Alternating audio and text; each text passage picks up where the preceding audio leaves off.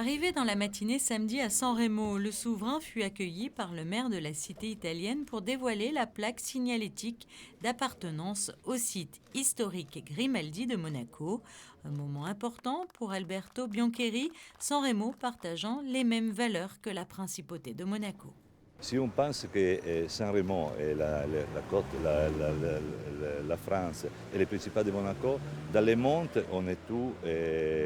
unis dans les Alpes maritimes. Que les Alpes maritimes ils vont être sur un grand parc naturel qui est candidat au patrimoine de l'UNESCO. Et dans la mer, on est tous unis, il y a une grande synergie avec le Santuario de Cetacei, le projet Pelagos. Et tout ça, à mon avis, il faut investir tout le monde dans le Principat de Monaco, la côté de la France et nous, avec toute la province d'Imperia, dans ce sens-là, parce que ça va être une grande valeur de la protection ambientale et en même temps un retour du tourisme. Le prince Albert était ensuite attendu au sanctuaire de Notre-Dame de la Côte. Surplombant la ville de San Remo, cet édifice construit en 1630 renferme dans son transept un hôtel dit des Grimaldi, provenant du couvent des religieuses de la Visitation.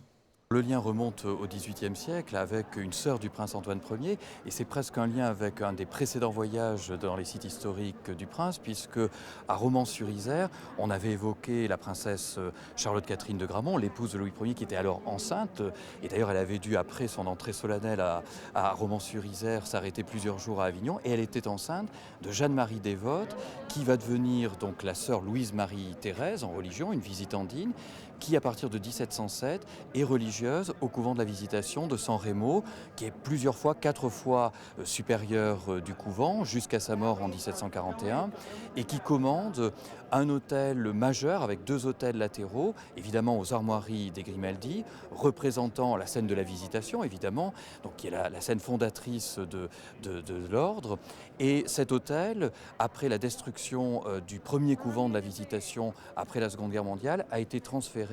dans ce sanctuaire de Notre-Dame de la Côte. Et exceptionnellement, le portrait, et je dirais que c'est quasiment Antoine Ier avec le voile, Antoine Ier en femme, ce portrait donc de la supérieure Louise-Marie-Thérèse a été présenté au prince à côté de l'hôtel de la Visitation aux armoiries des Grimaldi. Le prince Albert II a ainsi pu découvrir le portrait de Jeanne-Marie Dévote Grimaldi, appelée sœur Louise Marie-Thérèse, un portrait de la religieuse peu connu, puisque cette peinture est normalement conservée au séminaire diocésain de San Remo, ancien couvent de la Visitation.